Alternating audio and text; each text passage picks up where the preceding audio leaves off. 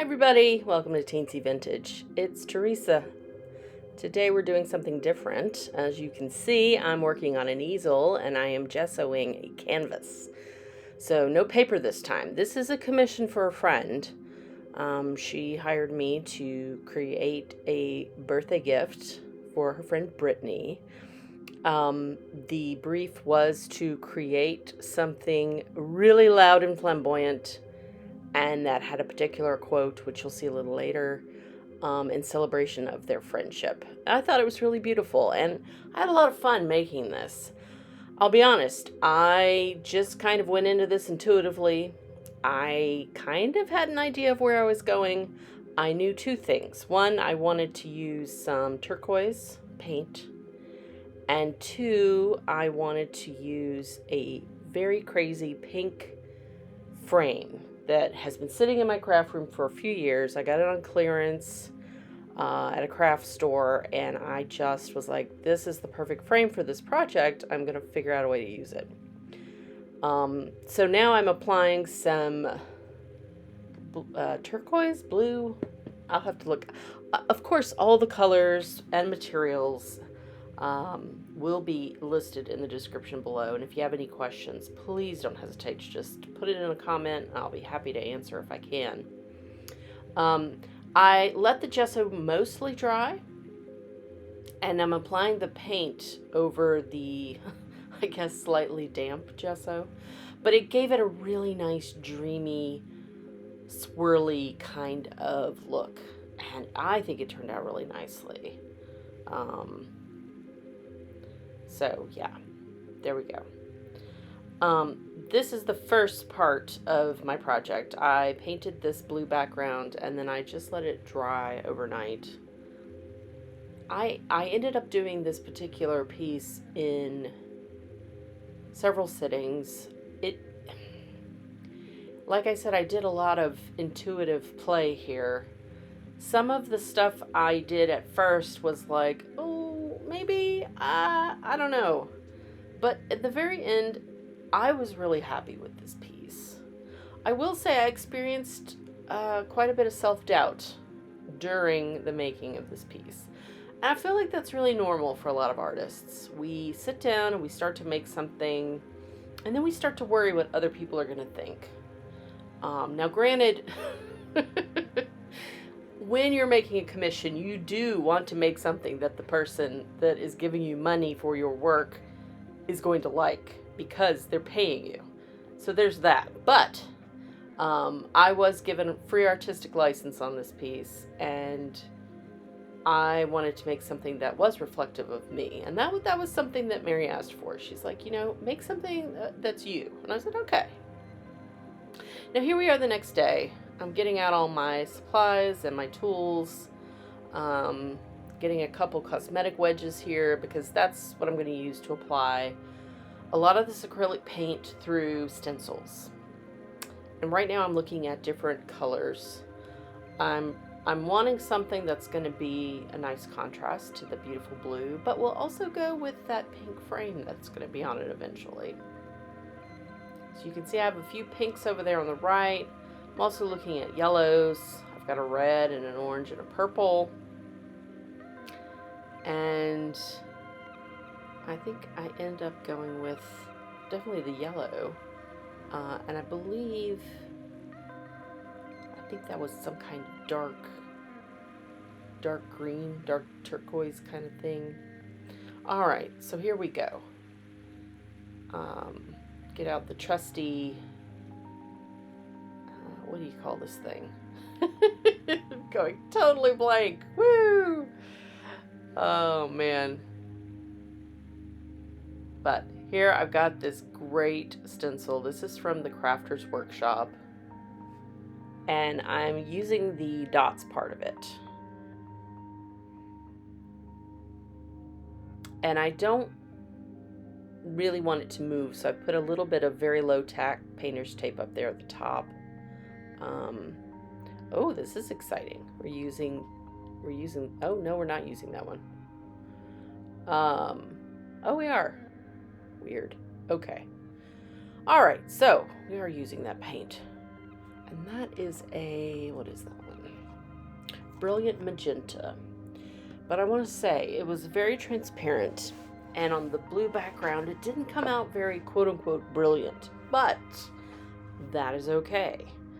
So I'm getting a layer on here, trying to make sure all my dots are filled, so to speak. And it's just slow, methodical work, using the sponge to gently get the paint through the dots. I don't want to make a mess under the stencils, so it's good to use a little bit, because you can always put more. Yeah, there we go. Now I'm going to add a little more paint, because I'm going to give it a second coat here.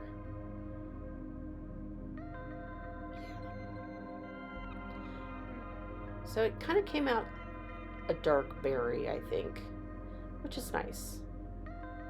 And like I said, there's going to be a lot of layers on this piece, and everything's okay. I didn't know where I was going to go next with this. Like I said, this is an all-intuitive piece. The only things I knew for sure were the quote that I'm going to add and the pink frame. Everything else just is like what feels good, what looks right. Just going with the flow. It's important to get into the flow when you're working. And to do that, you kind of have to let go of certain things. One, self-doubt. You just got to do it. Now, was I sure about this? No. But what I'm doing here turns out really cool. I'm taking this bright yellow, cadmium yellow light, and going over the pink that I just put down, but slightly askew. And what's going to happen is it's going to look like the yellow dots have shadows, and it gives it this amazing 3D effect. I've not done this before, but it turned out really cool. I was really happy with that. All right. So now I'm going to go back with my pink and just kind of zhuzh the edges of where this stencil is on my piece. Just to kind of blend it, so to speak, with the rest of the canvas. And we're just going to make this part down here all pink. I apologize for the little bit getting cut off there at the bottom. I played around a lot with my camera setup, and this was the best shot I could get from above without being too far away. You know, you wouldn't see any detail, but not being so close that you couldn't see both ends of the canvas. You can pretty much see the whole canvas. I'd say maybe 2% of the top and bottom are gone, but it wasn't so much that it was like, oh boy, they can't see that. Yeah, I know, things you have to think about. Alright, this is another stencil that I found in my stash. I haven't used this in a while. This is from joggles.com. It's great. It's called Number Stack Mask. I am literally going to use this beautiful Payne's Gray, my favorite, to go around this mask, so that when I pull it up, there will be this collection of numbers. I chose Payne's Gray because I wanted to have a little bit of blue to reflect back on the background. Payne's Gray has a bit of a blue tint to it. It's a nice, beautiful dark gray, and I find it's very versatile when you're trying to get some depth. It's not just a straight up black. Back to self-doubt. I did struggle with that quite a bit on this piece. I don't often get too wrapped up because most things I make, I'm like, yeah, this is fun, I like it. This one, I was unsure of myself. Maybe it's because I haven't done this particular thing before. You know, getting out the canvas, getting out the stencils. This is a kind of a new thing for me. Theoretically, it's the same kind of thing I do on paper all the time. But yeah, it's a different substrate.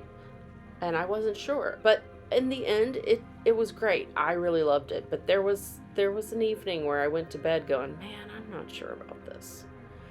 Honestly, stepping away from the piece for the night and coming back to it with, some rest and a little change in perspective helped me see that, yes, the piece that I made, I really was pleased with. I think the big thing that I was worried about was the pink at the bottom, because the pink is not the same as the pink frame that you're going to see later. I was worried. I was like, do these pinks clash? Do they look bad together? But I think in the end, I was like, no, actually it works.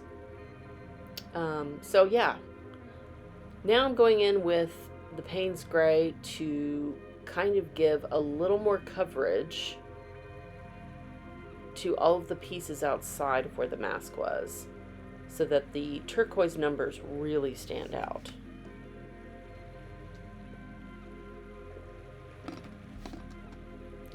I'm not worried about doing the sides of the canvas because there is going to be a frame around it.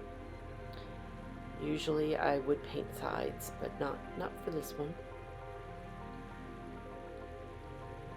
Now I'm going back with the pink, and I kind of end up with a beautiful cloud-like texture here.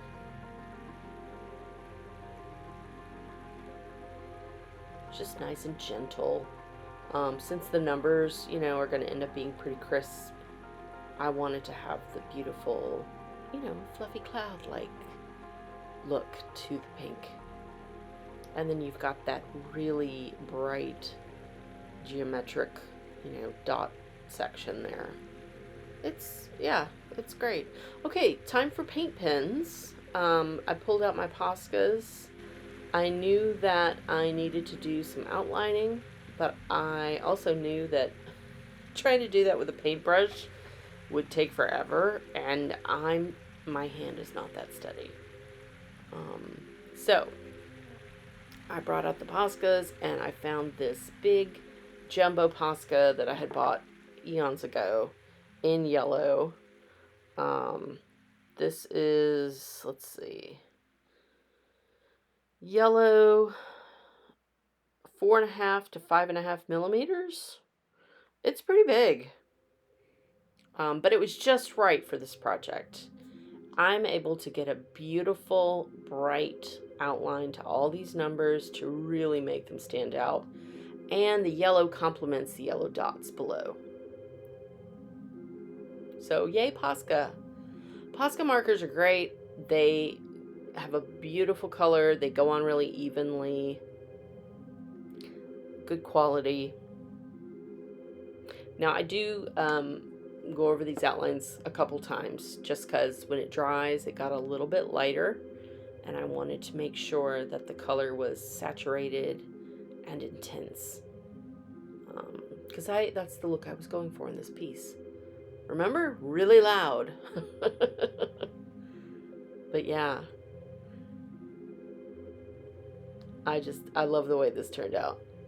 Bright yellow, beautiful against the teal, and we're just going to use the heat gun rather, to go over it. Now I will say, don't get too close with your heat gun, because it will make the Posca ink, or paint rather, crack. So I thought I was going to do something with the orange, and I was like, no. So the orange goes back, and there's me tapping my fingers and thinking. Sometimes I do that old-fashioned thing where you tap the table while you're thinking. I was like, you know what? We're just going to go back over it with the yellow. That's right. I think I was like, this needs to be brighter. And that orange is pretty bright. But you know what? A second coat of yellow, really nice. So I just quickly did that.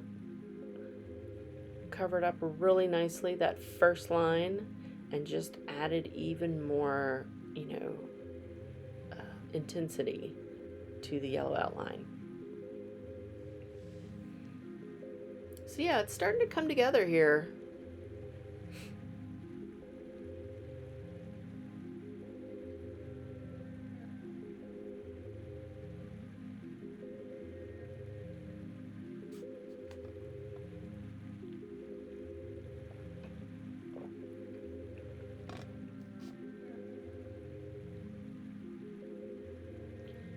All right, so we've got a nice second coat of our outline done. Oh, that looks amazing.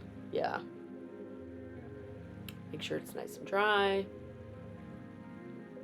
All right. Now it's time to get some quotes. So I just used my laptop to create a quote. And I used a typewriter font. I think it's called, oh gosh, Secret Elite, I think. Shoot.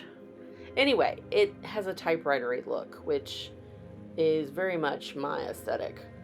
I did it in 2 sizes and ended up using the smaller one because it just worked better. And the quote is, Brittany, I will accept you. Oh, sorry. I will accept whatever version of you shows up. I thought that was really nice. And that is the quote Mary asked me to put on this piece. And I'm going to ink the edges just to give them a little bit of dimension. And actually, I end up going over them with a very, very light little pouncing of the magenta paint, just to give them a little bit of color. The white's great. It's a good contrast. But I was like, this is a little too intense. And we're just going to use some art glitter glue here to glue these down. Put a little too much glue on that first one. But yeah, I really like the sentiment behind this, you know, just like, hey, sometimes we have those bad days. And if your friends are still your friends, even on your bad days, then they're your friends. There we go. Yeah. Got a little too much glue. I didn't want to use the glue stick. I really wanted to make sure that this, you know, this paper stayed put. All right. Now, thinking again. Lots of thinking. I'm like, what else? This needs something else. Yeah. So I was like, maybe purple? No. Actually, I ended up going with a good old black Sharpie just to give a shadow to these to kind of mirror the dots underneath. The nice thing about the Sharpie is that, hey, it's not going to run or go anywhere. And I just used a little bit of ink to kind of zhuzh those things too, to give them a little bit of a little bit of color.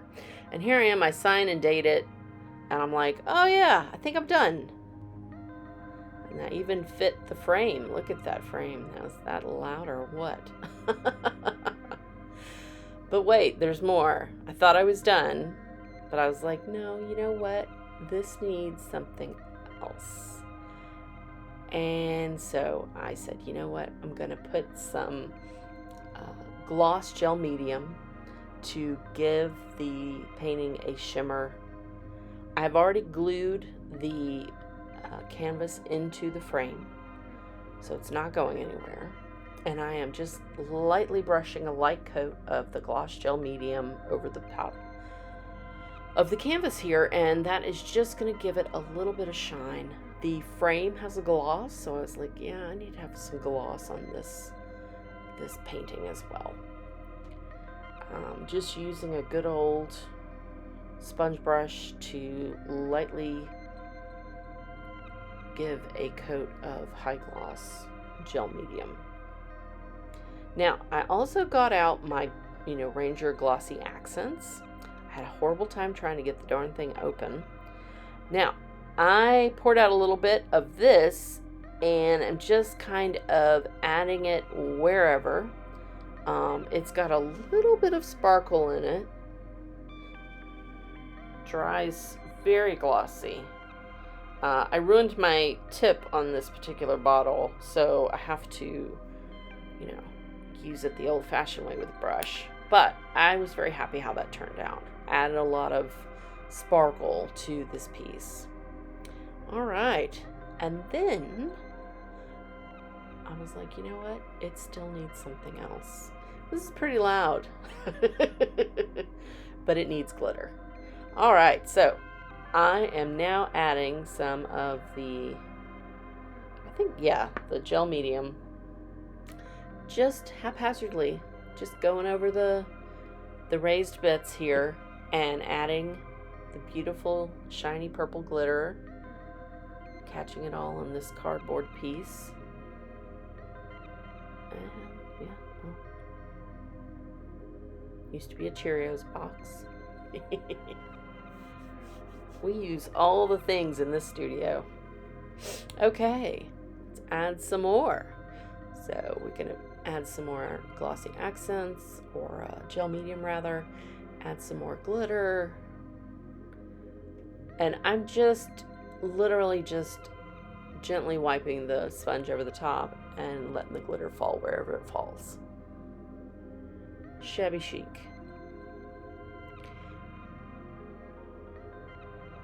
And I think it turned out pretty cool. The purple looks great on that pink.